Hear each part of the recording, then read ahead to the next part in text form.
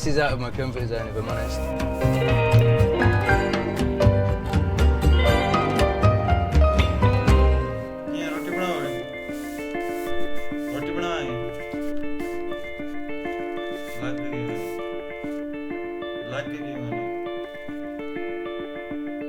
As we start to drive off-road, we want to drop those pressures. Now, a lot of people think that's widening the tread pattern, but it's actually as well lengthening our footprint.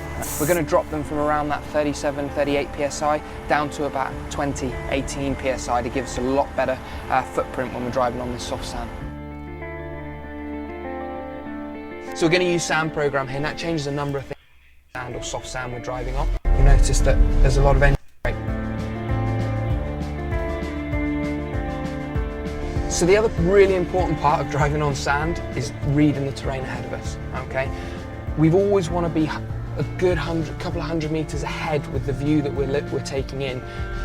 Out in front of the vehicle, what's the terrain like? How soft is the sand? Yeah. We can see that ahead of us here we've got ripples, we've got tyre marks in the tracks where we've been, which shows there's traction there. If we look out and we've got a much lighter surface, the sand looks much softer in its build-up, or we're looking at other people's tracks. There's different colours just in front of us, isn't there? That's it. So colours, tracks, the terrain, the gradients. Okay. It can all tell us about what speed we should be driving.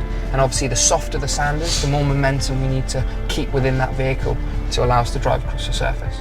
I suppose that is, I mean, anywhere where you're going where it's exploratory, anywhere where you're going where you don't know what's beyond the next horizon, you're constantly having to stay aware and be looking forward to see what you're coming into. And I suppose this is ever more pertinent for...